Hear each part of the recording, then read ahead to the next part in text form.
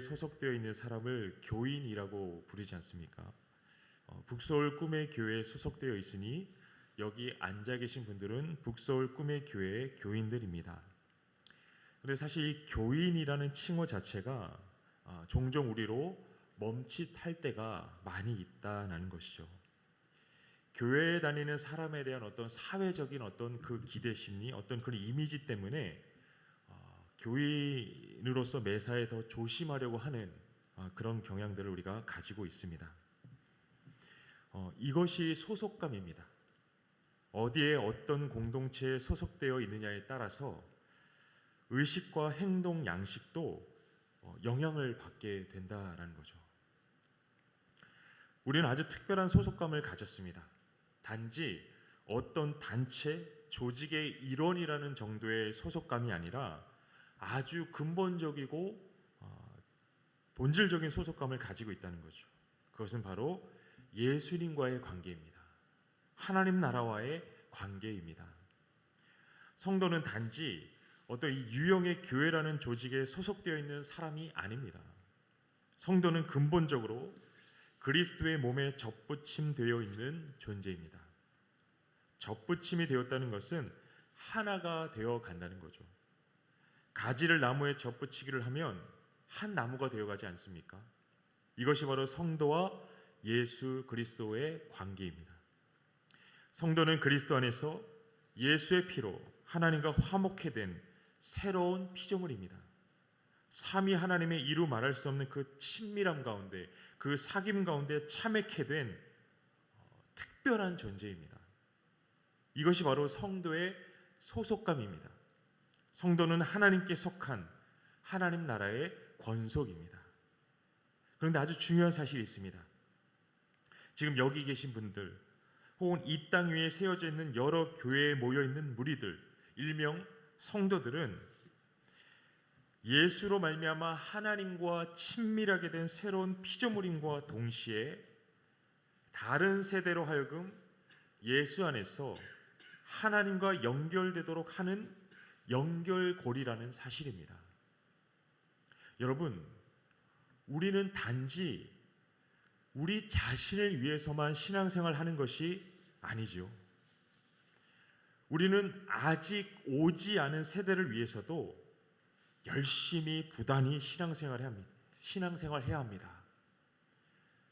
지금과 같은 어떤 이 어려운 시기 속에서 그럼에도 이 자리에 나와서 예배하는 신앙, 이것 자체가 사실은 아직 오지 않은 세대로 하여금 예수 그리스도와 연결되게 하는 하나의 영적 연결고리라는 사실을 우리가 잊어서는 안 될 것입니다. 너무 중요한 사실입니다. 코로나는 어느 정도 극복되는 듯 보이지만 사실은 코로나 상황으로 인해서 각기 여러 분야에 커다란 위기들이 찾아왔고 그 중에 교회 공동체도 예외가 아니었죠. 성도들의 신앙의 열심에 대한 위기들이 찾아오고 교회 학교에 대한 위기들이 찾아옵니다. 실질적으로 교회 재정에 대한 위기들이 찾아오고 전도와 선교 사역에 대한 위기들, 또한 사회 안에서의 교회의 위치에 대한 그런 위기들이 찾아옵니다. 그럼에도 우리는 잊지 말아야 합니다. 지금 우리가 멈춰버리고 포기해버리고 낙심해버린다면 그것은 단지 우리 개개인의 문제로만 끝나는 것이 아니라는 사실이죠. 다음 세대로 하여금 하나님 나라와 이어지도록 해야 하는 그 사명을 가진 무리가 지금의 교회고 성도입니다. 여기서 말씀드리고 있는 다음 세대란 단지 우리 자녀 세대를 의미하는 것이 아닙니다. 말 그대로 우리의 후손들을 일컫는 말이죠. 지금의 교회가 무너지고 지금의 성도가 무너져 버리면 장래의 세대도 무너지고 마는 것입니다. 우리는 분명 이 부담감을 지녀야 한다는 거죠. 사실 오늘 우리들 역시 지난날의 믿음의 선조들의 피 같은 믿음의 인내와 경주의 결실이라는 겁니다. 우리 앞서 믿음의 선진들의 삶이 있었습니다. 여전히 우리 입가에서 회자되고 있는 그들의 삶, 그들의 삶이 여전히 우리 안에 회자되고 우리에게 어떤 영적인 방향성들을 제시하고 있죠. 마찬가지로 머지않아서 지금 여기 앉아 계신 분들 또한 누군가에 의해 회자되고 또한 그들의 영적인 방향성이 될 것입니다. 이렇듯 우리는 지금 이 당장의 눈앞의 관계를 뛰어넘어 아직 이르지 않은 그 세대와의 관계 또한 숙고하고 고려해야 한다는 것이죠. 지금 우리가 온전한 여호와의 신앙으로 살아갈 때 그러한 신앙의 맥이 다음 후손들에게로 이어짐으로 영적 생명력이 끈기 있게 유지될 수 있다는 것입니다. 여러분, 지금 우리가 살고 있는 이 세상 어떠합니까? 날로 더 각박해져 가고 있습니다. 날로 혼미해져 갑니다. 거짓 선생들이 가득하고 거짓 사상과 거짓 종교들이 난무합니다. 속이는 말들, 가짜들이 넘쳐납니다. 놀랍도록 기술은 진보하고 있지만 정녕 그것들이 고무적이기만 한 일들인가? 점점 더 미래의 상황들을 예측하기 어려운 그런 상황들을 흐르고 있죠. 또 기근과 재앙과 역병들의 위험들은 점점 고조되고 있다고 하지 않습니까? 이러한 시대 속에서 유일하신 한 분 하나님만을 섬기며 그러함에도 영적 성결함으로 복음을 배우고 깨닫고 행하는 삶을 살아간다는 것, 여러분, 이거는 보통 일이 아니라는 겁니다. 혼돈의 시대에 유일하신 한 분 하나님을 믿으며 날마다 온전한 신앙을 고백하는 삶, 이것 자체가 날로 각박해져가는 세상을 향한 어마어마한 도전이고 소망의 외침이라는 것이죠. 우리야 이미 이 시간, 이 예배하는 시간들이 너무나도 익숙해지고 삶 속의 한 부분으로서 일상이 되어버렸기 때문에 종종 그 가치를 잊어버릴 때가 많이 있지만, 여러분, 지금 이 자리가, 이 시간이, 그리고 이곳에 앉아 계신 여러분이 세상의 소망이라는 것입니다. 어떤 상황 속에서도 오직 예수를 주로 고백하며 신앙하는 지금 여러분의 삶이 사실은 다음 세대로 이어지는 핏줄이라는 거죠. 핏줄, 생명줄입니다. 과거 일제 억압과 한국 전쟁의 피폐함 속에서 어떻게 교회가 부흥하고 신앙의 전통들이 생겨날 수 있었느냐라는 거죠. 땅에 고이 묻어둔다고 보존되는 것이 아닙니다. 신앙은 묻어둔다고 보존되지 않죠. 더 살아내야 합니다. 살아낼수록 충만해집니다. 이 민족이 아무것도 보이지 않던 그 절망의 때 믿음의 조상들이 절박함과 처절함으로 신앙을 살아냈기 때문에 그리스도의 생명의 복음이 뿌리 내려서 그 결실로서 오늘 이 자리에 우리가 앉아 있는 것 아니겠습니까?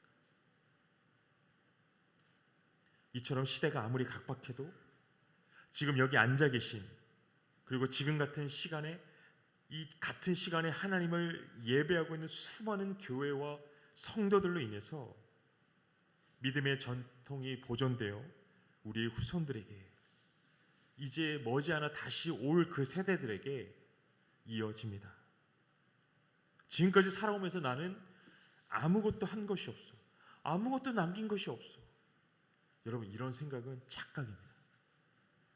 수많은 시련과 난관 속에서도 포기하지 않고 예수 믿어왔던 그 인생이 절대로 아무것도 아닌 인생이 아니라는 거죠. 오늘 이 신명기 말씀이 이 질문을 우리에게 던지고 있습니다. 후일에 네 아들이 내게 묻기를 우리 하나님 여호와께서 명령하신 증거와 규례와 법도가 무슨 뜻이냐 하거든. 여러분, 이 말씀은 신앙의 계승을 전제로 합니다. 신앙이 온전히 계승될 때 이 질문이 터져 나올 수 있는 거죠. 지금의 세대, 곧 우리들이 치열하게 온전한 여호와 신앙으로서 영적 순결함으로써 진심을 다해 여호와를 섬기는 삶을 살아갈 때 그것이 다음 세대에게 순전한 영적 도전으로 미칠 수 있다는 겁니다. 지금 우리가 여호와 신앙을 살아내야만 오는 세대에게서 오늘 본문 20절의 말씀 속의 질문이 터져 나올 수 있다는 겁니다. 지금 우리가 당연한 듯 여호와 신앙의 삶을 살아내야만 지금 다가올 세대들에게도 여호와의 신앙이 마땅한 것이 됩니다. 사실 이런 관계성을 두고 생각할 때 지금을 살아가는 이 교회가, 성도 한 분 한 분이 얼마나 중요한지 모르죠. 우리에게는 영적 책임이 있습니다. 영적인 의무와 본분이 있습니다. 영적 관계성을 놓고 생각할 때 신앙은 나만 잘 믿어서 나만 천국 가면 되는 그런 문제가 절대로 아닙니다.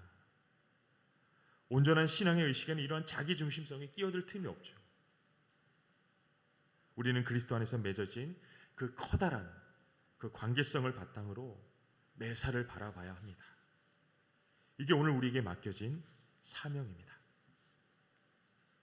그리스도로 말미암아 회복된 그 하나님과의 인격적 관계 안에서 여호와 경외의 삶, 성결의 삶을 회복하고 그리고 그러한 삶을 마땅하고도 치열하게 살아냄으로써 자연스럽게 다음 세대에게, 오는 세대에게 신앙의 도전이 이어지도록 하는 것, 이것이 지금 바로 오늘 예수 믿는 자들에게 당연히 따라오는 의무이고 책임입니다. 여러분, 여호와 하나님은 세대를 초월하여서 모든 시대, 모든 민족을 통하여 영광 받으시기에 합당한 하나님이십니다.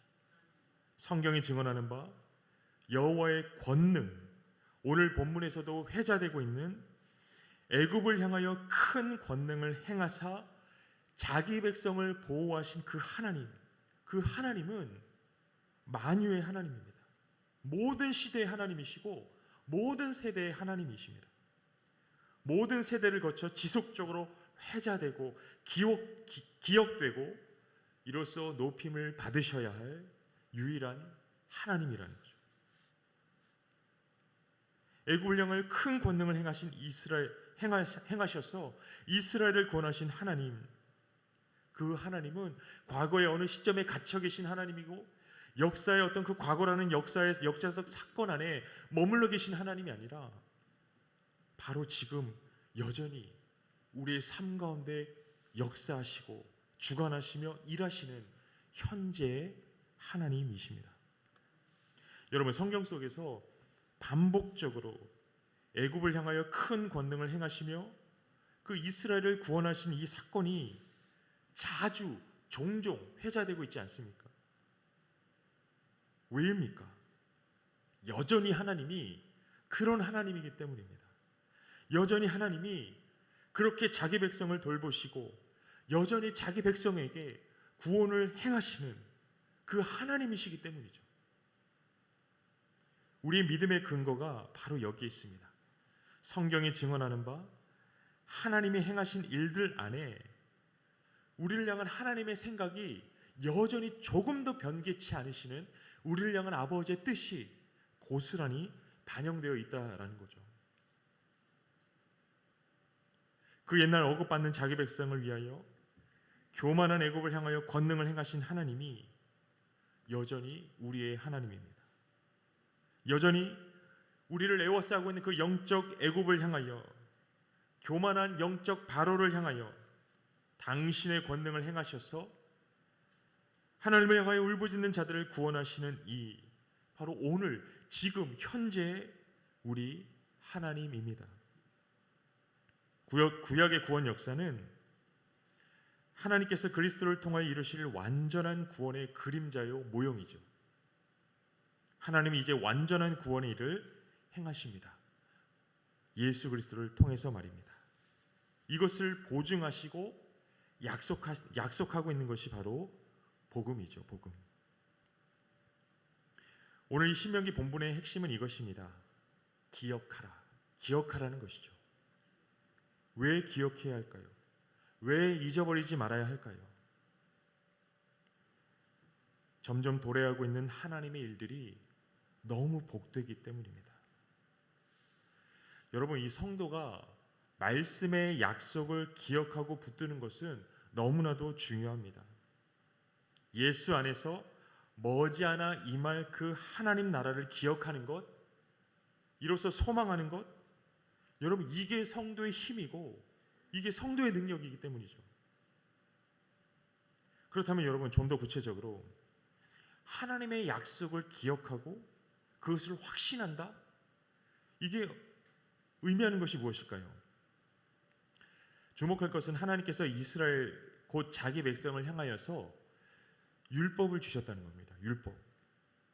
하나님의 백성으로서 지켜야 할 그 율례와 법도를 주셨다는 거죠. 여러분, 율법의 의미가 바로 이것입니다. 크고도 놀라운 일을 행하시는 여호와를 바라보며 기대하는 것, 그 소망을 쫓는 것, 그러한 삶의 내용 자체가 이 율법 안에 그대로 담겨 있다는 거죠. 여러분, 율법을 행한다, 율법을 쫓아 산다, 그 말은 여호와를 바라고 여호와를 기대하는 겁니다. 여호와의 약속을 신뢰하여서 어떤 상황 속에서도 일탈하지 않고 다른 곁길로 쫓아가지 않고 오직 여호와를 바라며 앙망하는 삶을 살아가는 것, 그 분명한 하나님이 주신 그 관역을 향하여서 좌로나 우로나 치우침 없이 올곧게 걸어가는 삶, 이것 자체가 하나님의 법을 좀 쫓아가는 삶, 그 율법을 준행하는 삶이라는 거죠. 여러분 꼭 기억하셨으면 좋겠습니다. 율법을 쫓아 행한다, 이것은 곧 여호와를 기다리는 것입니다. 여호와를 고대하는 것입니다. 25절 말씀 이렇게 전합니다. 우리가 그 명령하신 대로 이 모든 명령을 우리 하나님 여호와 앞에서 삼가 지키면 그것이 곧 우리의 의로움이니라 할지니라. 여러분 무엇이 의로움이라고 합니까? 하나님의 명하신 명령을 여호와 앞에서 삼가 지키는 것이 의로움이라고 분명히 말씀하죠. 근데 여러분 자칫 잘못 이해하면 이 말씀을 행위, 공로주의의 근거로 오인할 수 있다는 거예요. 여러분 그러나 이 말씀은 어떤 공로주의를 뒷받침하는 말씀이 절대로 아니라는 거죠. 여호와의 율례를 여호와 앞에서 온전히 삼가 지켜 행한다. 이것은 곧 하나님에 대한 신뢰, 이를 바탕으로 한 하나님에 대한 기대를 반영하는 것이죠.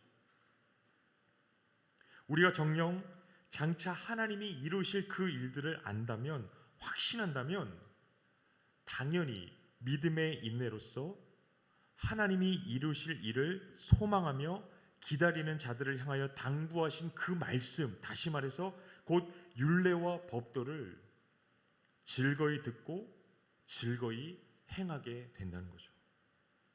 하나님에 대한 기대가 있고 하나님이 이루실 일들에 대한 믿음이 있으면 여러분 우리는 누가 시키지 않아도, 억지로 끌고 가지 않아도 즐거이 여호와의 율법을 듣는 것을 즐거워하고 또 그것을 쫓아 사는 것을, 살아가는 삶을 사모하게 된다는 거죠.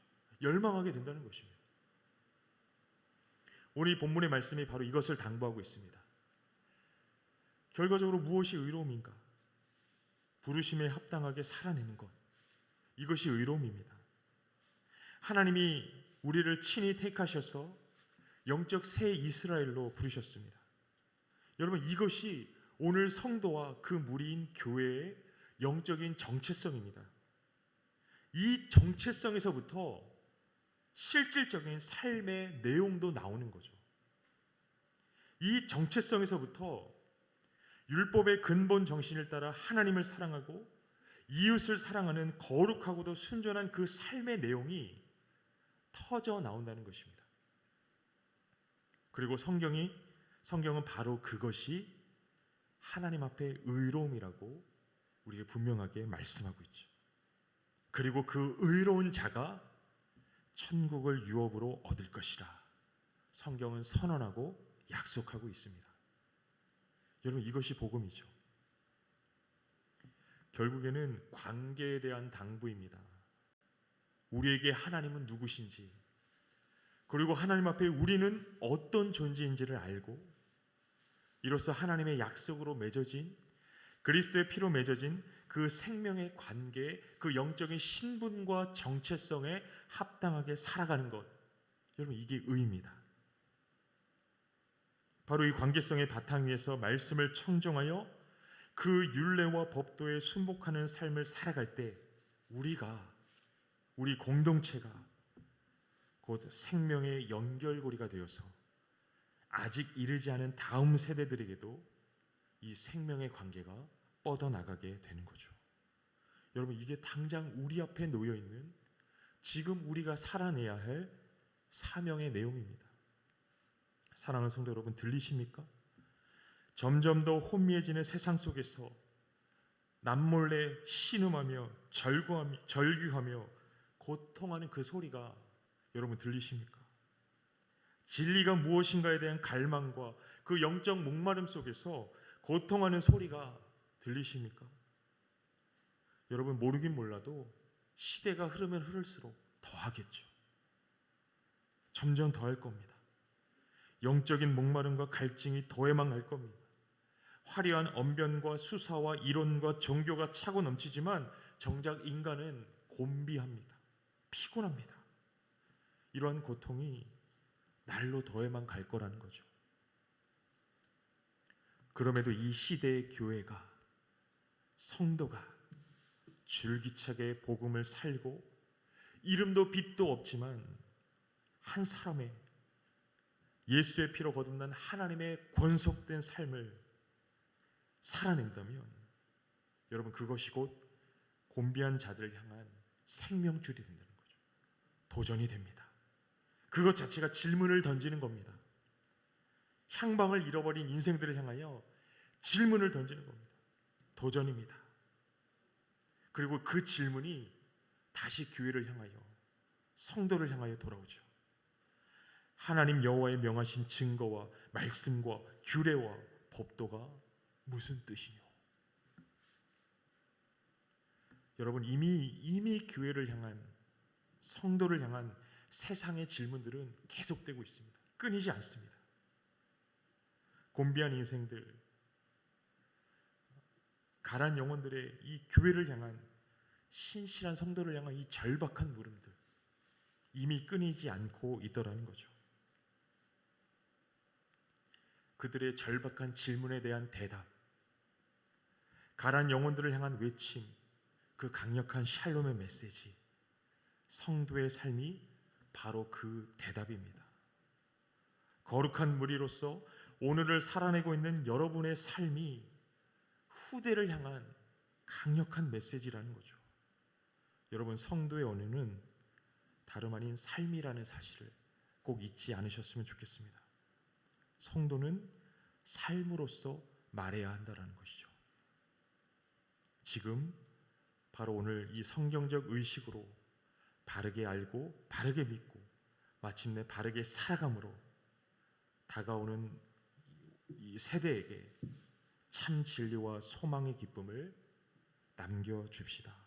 아니 이미 우리 주변에 절박함과 공허함 속에 허덕이며 처절하게 교회와 성도를 향하여 질문하고 있는 그 가련한 인생들을 향하여서 우리가 그리스도, 하나님 나라, 샬롬의 메시지를 삶으로써 전하는 그런 우리 공동체의 복된 성도 여러분 되시기를 간절히 소망합니다.